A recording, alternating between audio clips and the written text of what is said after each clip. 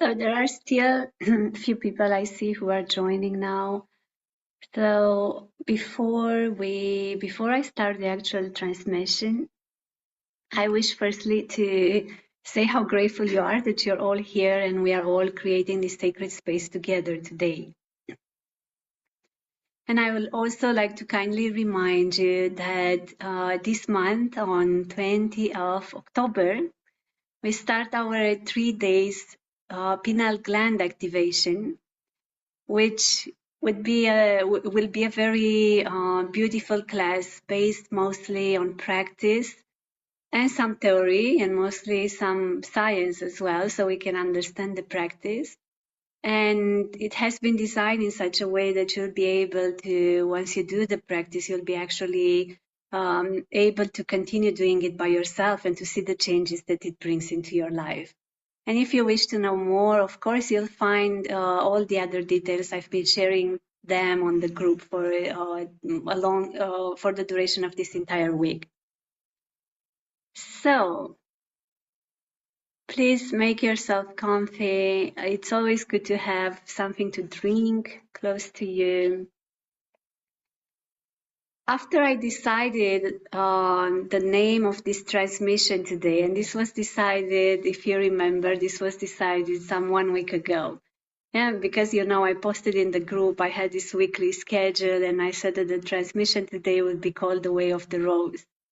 And then what happened is that today I was looking into my books and giving some of them to a friend of mine. And it happened that I found this book, which is called The Way of the Rose.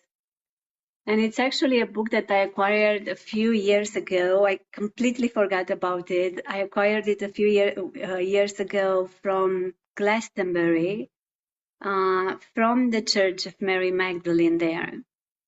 And it's a very nice one. I'm not sure if you find it online. It's by Halima, is the name of the writer.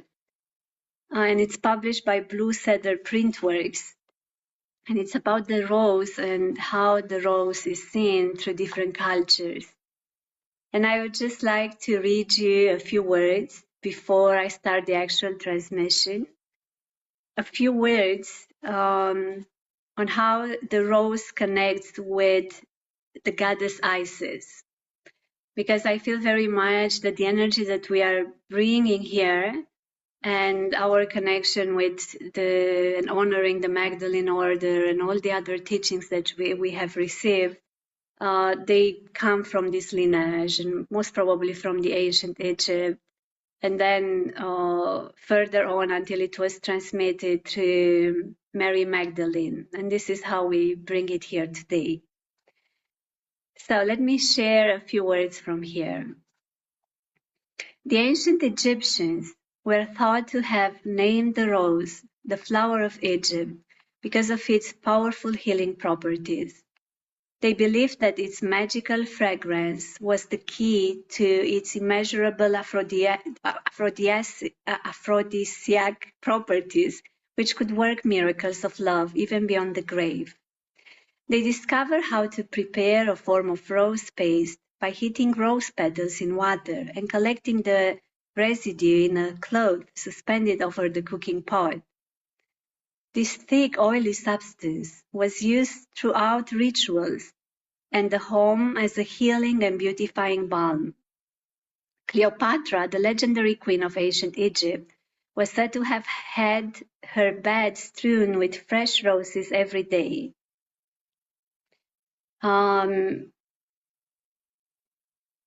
Athenaeus described her first meeting with Mark Antony. In preparation for his seduction, she had her private rooms carpeted with 8 inches of rose petals and welcomed his barge standing knee-deep in roses. It is said that when she sailed away from him, she had the sails of her ship soaked in rose water to preserve their love. Cleopatra's love of roses is well documented, and she has known to have encouraged the cult of goddess Isis, which revolved around ceremonies of the rose. Isis, the Egyptian goddess of love, also took the rose as her symbol. It appears throughout her temples at Wazut. Her lover Osiris, the sun god, was murdered by her brother Set. Together with her sister, Isis collected the parts of his dismembered body, and with her magic powers healed him long enough to erect his phallus and have one last sexual union with him. This resurrection conceived the son, Horus, who became the next sun god. As the rose was used prolifically in ancient Egypt for its unique healing properties, it is quite possible that Isis' magic powers incorporated the rose. Throughout the reoccurring theme of death and rebirth, the Egyptians thought they had found explanations to the complex mysteries of life. The rose has survived to remind us of their wisdom. As the symbol of femininity, it receives energy from the sun, symbolically a masculine force, and is reborn each spring. Together, they represent the divine union of male and female and the source of spiritual passion through which man's highest ideals are born. Well, I'm not going to read all of it. Yeah, this is the book. It's a very nice one, and you can find out about how the rose is seen with its more logical and more magical aspects throughout all the cultures. So now I invite you to take a deep breath in and breathe out.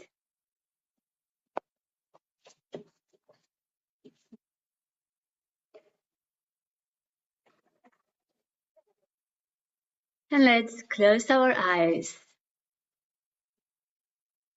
Bring our attention into the heart space.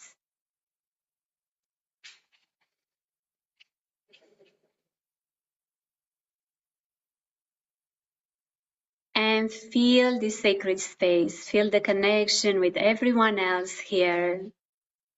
And let's create this radiant circle together.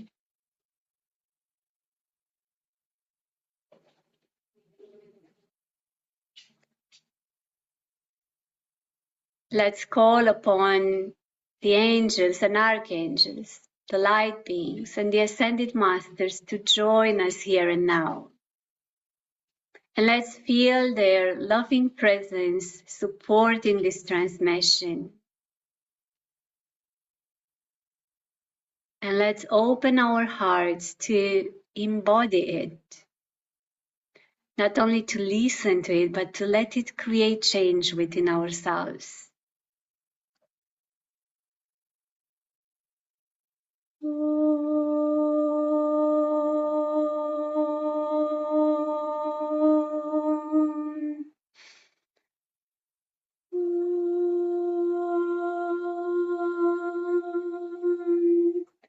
Ena manashina kenera omna ina kenera om. Diane kerenena ina inna chiarana om. Annakirena ena om kerenena shina ina inne kerena shenena om.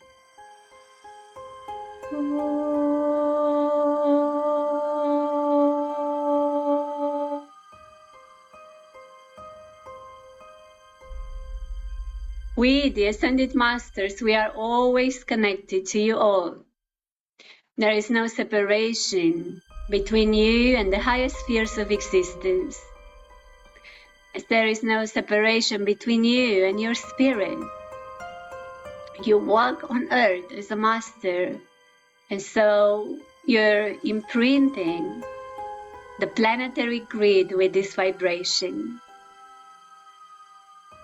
You're receiving today this transmission because you are the ones who decided to bring change into your world. And you bring change by inspiring others. You bring change by being that which you wish to see in everyone else. I, Mary Magdalene, I've always wished to bring love and compassion on the planet. to bring love and compassion in the hearts of everyone else, and so to experience a life filled up with the pure vibration of love. Love doesn't come from... Love doesn't mean just loving another. It doesn't come from the idea of you being separated. It comes from a very deep understanding that you are all that is, that you are the reality that you're referring to, that there is indeed no separation. And so love is the only answer. Because whatever you decide to do, whatever you say, whatever you express, when it comes from love, then it creates more love. And then it comes back to you as love. And so what you put in, you'll be experiencing. This is how it always works. Your reality is a mirror. It mirrors your thoughts, your emotions, your deepest beliefs, the ones you know about and the ones you have forgotten long ago.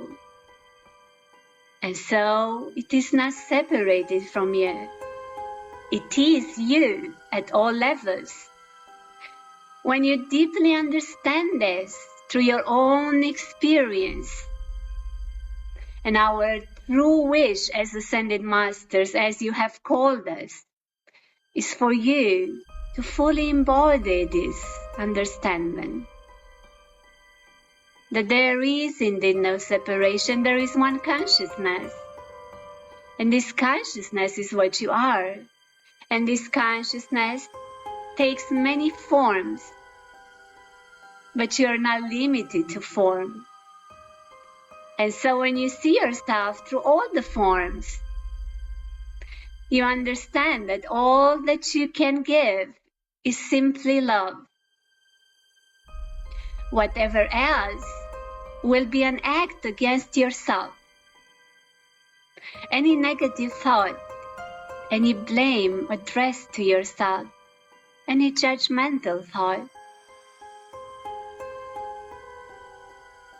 anything that says, this is not for me, or I don't like it, or I reject it. All that is you fighting with yourself. When you realize this, you take everything back and you return to your home, your heart that guides you each and every moment. And so you return to kindness and pure compassion that says all that I can give is kindness and more compassion. And this is what I meant to receive as well. When you understand that there is no separation indeed, and that consciousness plays in many ways, in more subtle ways, and ways that have taken density as a part of the game. When you start understanding this deeply, then you will act upon it. You start seeing yourself in all the others. You will understand that there are actually no others. They have never been. It has always been you. Not you as the ego, not you as the false I. You as the pure self, the unconditional love, the pure presence, awareness, the one beyond physical, the one beyond mind and matter. Then you love all forms and their play, all life, pure existence as it is. Instead of going against anything, ask yourself, how have I created this? This is a very simple question that will bring you back to being humble, but also to being very responsible. To be a creator doesn't mean to have the impression that you're in control over everything. It simply means to take responsibility upon everything that you experience. And when you take that responsibility, you're coming closer and closer to the truth within you. When you take the responsibility, you say to yourself, now I know, now I understand. Now I will think intentionally. Now I will be present and committed, and I will walk my path with determination. To acknowledge that you are a creator means first to move from perceiving your reality being outside yourselves, acknowledging that each experience, each one, is the result of your own being, your own thinking, your own emotions, your own expression. When you understand that, everything turns back into what it is. You do not wait for things to happen. You create them. You do not wait for yourself to be happy. You create your own happiness. Not by trying hard to obtain different things that come from outside. No, but by acknowledging that happiness is already within you. By learning to turn your attention back there more and more until happiness becomes your own natural home. When this happens, all the shadows, all the lies, all the false impressions start fading apart. You realize that your entire life has been playing a game. It's just that you have forgotten who you truly are, an actor on the stage. You have been so identified with this game that you have taken seriously. So seriously that now you're here thinking that you are actually a body, a name, a person. And all that you are is way beyond that. We, the Ascended Masters, have waited for this moment for a very long time. This is the moment when you are awakening. You're recognizing the truth of our words within you. It is not any more information that we share with you. It is your own life story. As you look within, you look without, and you see yourself everywhere. You start seeing the mirrors, starting to observe how each thought, each of them, creates your reality. So choose them carefully. Thoughts are not just thoughts. They are intentions, conscious or unconscious. There are keys that open new doorways. Now you decide if you open doorways that will bring you into dark chambers, or you open the right doorways. It's your own experience, but do it consciously. Because as you choose it, you grow through it. And this is why we are all here with you today, to guide you to step forward, to embrace your experience, to become more and more conscious, and to live your experience out of compassion, kindness, and love. Make this your mantra. Remind yourself, all that I wish to bring into my world is this natural love, this kindness, this compassion for one another. Because when you do so, this intention will bloom into wonderful flowers. They will indeed bring you further and further into acknowledging the truth within you. When you cannot do anything that brings more love, when you cannot open more to kindness, then step away. Then there is nothing to do. There is nothing to say and nothing to be expressed. Any negative thought creates your reality further. Leave that aside. Leave aside whatever you truly don't wish to experience. Be wise. Hold only into thoughts which are powerful seeds of creation, which can bloom into those wonderful flowers. Keep to the purity of them, because as you sort out your mind, you sort out your entire reality. And so, bring intentions of love and compassion and let them shape your own reality. When you see someone suffering, maybe someone who has done something wrong to you, don't go against them. But let yourself understand where that suffering came from. Let yourself see it within yourself as well. This is how you're going to understand the other. And as you see it in yourself, maybe in your own life story, maybe in the life story of your own family, maybe in that of a member of your family, and so on, then open your heart, bring empathy, realize that that person who suffers is also you.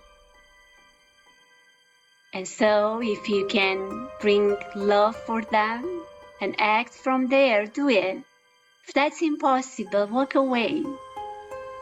Being silent and walking away will bring you further, back to being humble, back to being yourself as you're meant to be. Do not have the false impression that you always need to express yourself. Who is that you? Who is asking to be expressed, and why? If you're one with all that is, what kind of expression can happen more? Many times I hear you saying, I express my own truth. This is what I wish for. This is how my life shall play out.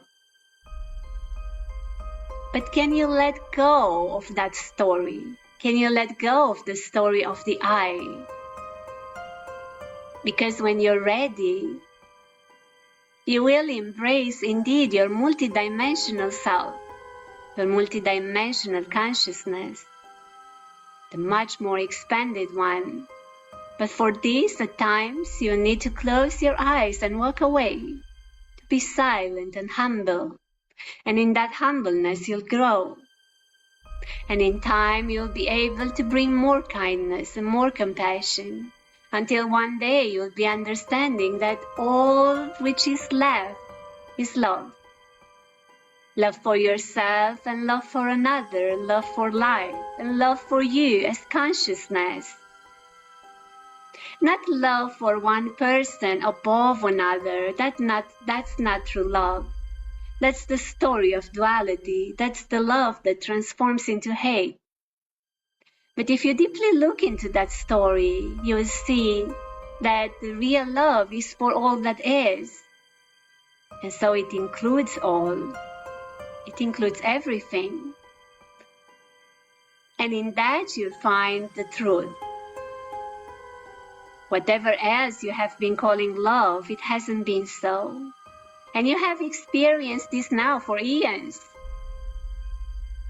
observing how that love falls apart.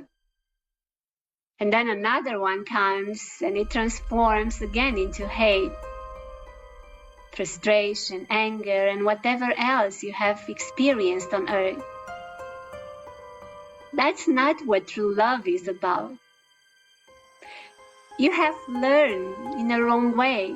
You have been conditioned to believe that love means having someone. That love resumes to two people or a family. Love is way beyond that.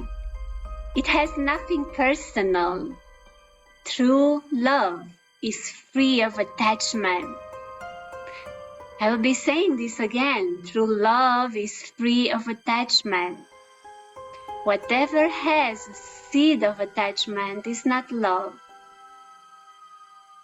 Attachment is a low vibration. It says, if I do not have this, I cannot be truly happy.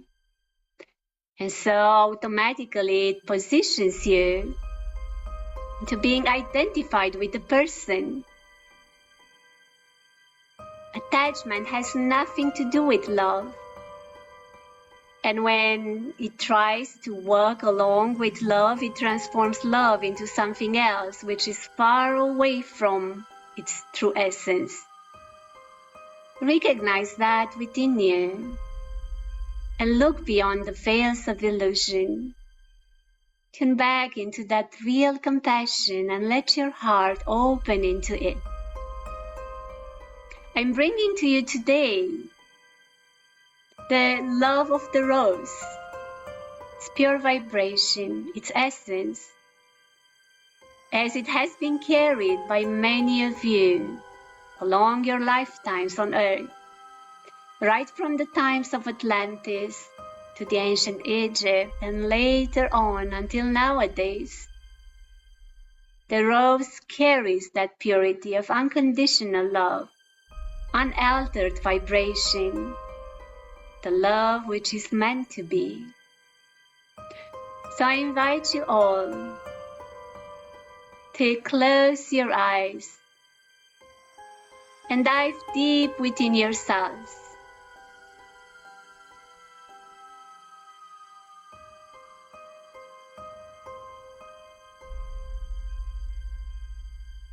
And as you do so, envision yourselves now in a garden full of beautiful plants and flowers.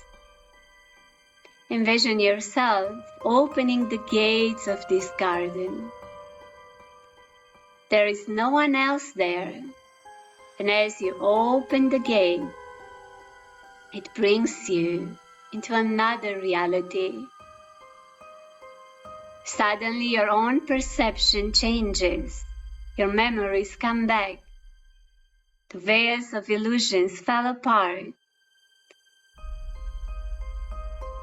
and you take a next step throughout this garden, feeling a deeper and deeper connection with all which is alive, with each and every plant, each and every flower, all the trees here.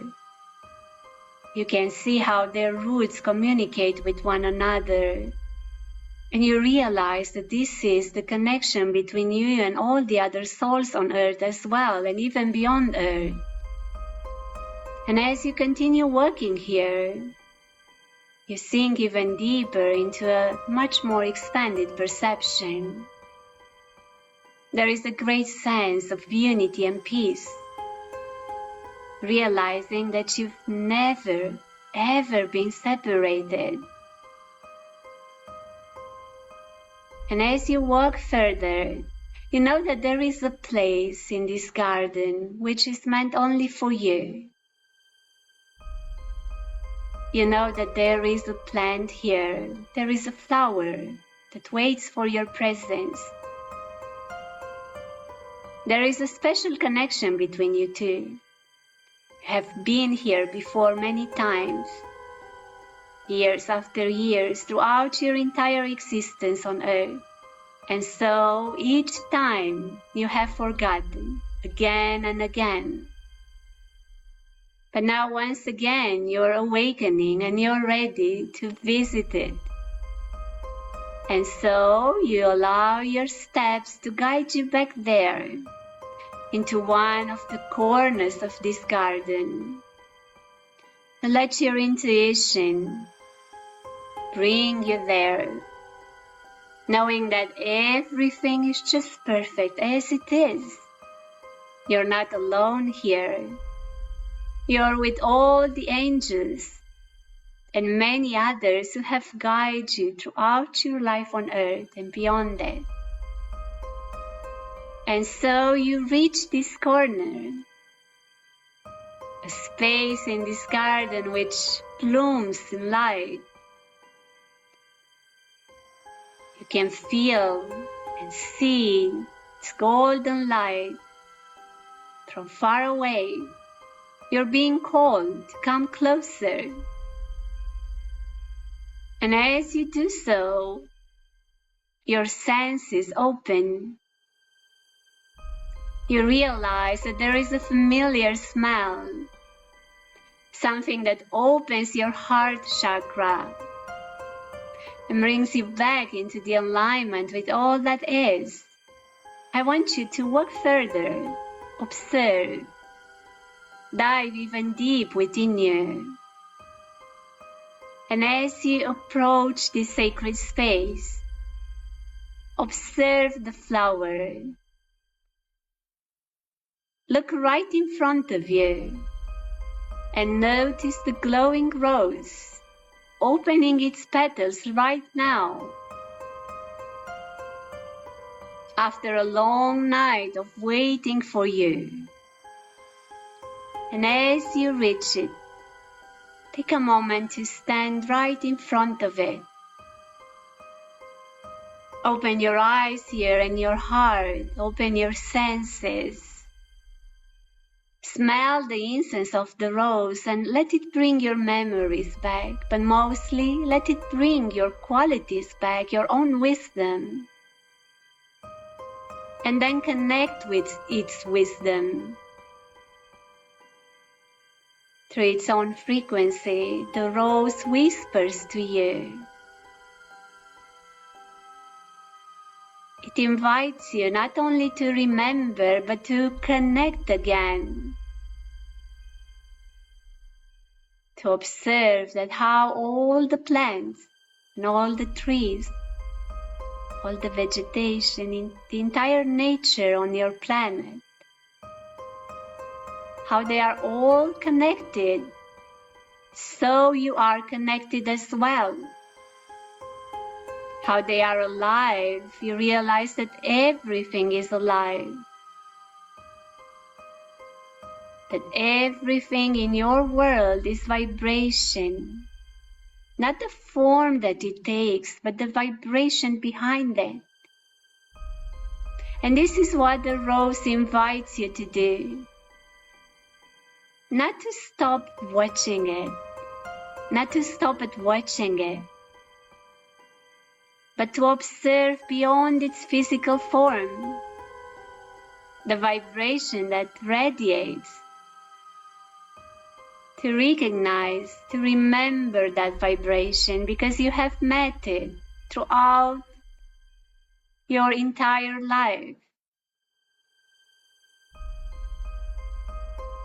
That's not the vibration of a flower. That's the vibration of a certain feeling. Feeling of pure unconditional love, of no separation, of trust, compassion and kindness. This is what the rose reminds you of. And it has been within you since the times of Atlantis, throughout many lifetimes, even beyond Earth. And so this time, it has chosen to express itself through this magical flower, the rose, through its fragrance, its beauty. So take a moment here to truly honor it. See its shape and see beyond it. Perceive the time flowing within you, but then also perceive the time as being non-existent. Perceive the spaciousness that you are, and the form that you are in the same time, and all the other forms. Through the consciousness of this rose, remember, let your heart chakra open. Imagine a cord of luminous energy coming from this sacred plant in the corner of this garden, coming from there right into the center of your heart. And as this happens, all that ancient knowledge flows back within your heart chakra, back into your DNA, back into your original blueprint. Let all those come into alignment once again. Observe your heart opening. Become aware of the radiance of your heart fields. Observe how that field expands even more, connecting deeper and deeper with the ancient wisdom of the rose. Now you start remembering you've been here before many times. Whenever you were lost, whenever you've forgotten, when you didn't know what love is anymore, when you first started to search for it outside yourselves, you found it here in the garden. And each time it tried to turn you back within. Each time it pointed out to the truth within you. Each time it sent you away from wandering. And so once again, as you're here, you recognize this connection as it is part of you, as it is meant to remind you, as it is meant to whisper to you once again, do not wander through the world, you're not lost. Do not look for love outside yourself. Look for love within, and if you don't find it, then share compassion and kindness and gratitude until you'll be experiencing more and more of that. These are the main roots of love. And so, whatever you do, turn your attention back within. Do not let the world of imaginary, of the illusions, of the forms and names to play tricks on you. Do not try hard to find this person or another person. Do not make your life so one being is the most important for you. Do not let your life circle around beings of form. But go back within and see how these forms were all mirroring yourself. And then if you're truly looking for love, then find that love within as well. Because only then you'll be exiting the realm of duality. Only then you'll find that true unconditional love. And only then you will be experiencing it completely. And now, as you stay one more moment here in front of the sacred rose, bring an intention to it. Whatever your heart dictates you now, let that intention come from wisdom and give it to the rose. Bring it into life.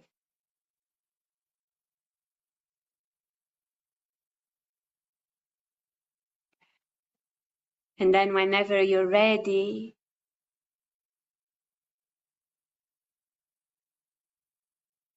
turn back. Leave this place knowing that you will come back here at the proper time, as you always did. And as you start turning back, observe yourself being lighter, walking at ease, with more gentleness, more compassion in your heart. Observe that now there is something else that guides you. It is not your mind anymore, not the false I. There is something beyond that, subtle energy that makes you more soft, more tender, and firm in the same time. But firm in the way of committing to your own path of life, firm in the way of bringing more determination into knowing what you truly wish to achieve, being more aware about your real purpose on earth and beyond it. And as you come back, find yourself to stay once again at the entrance of the gate, at the entrance of the garden, in front of the gate. Know that you are the one who has the key that opens this gate.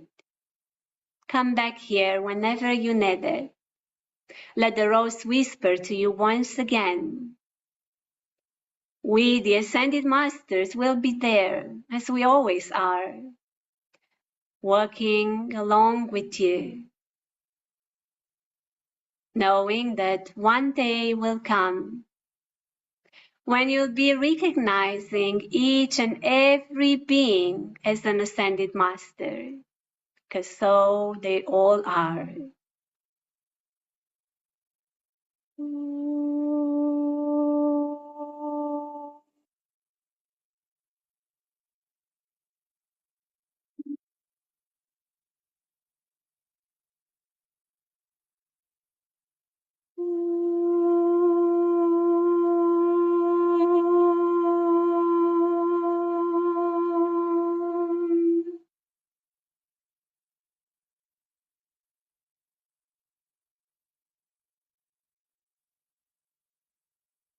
So let's take a deep breath in and breathe out.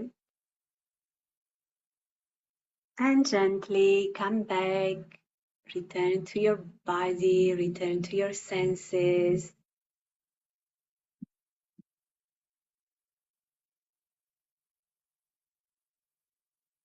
And open your eyes whenever you're ready. Place your feet on the ground.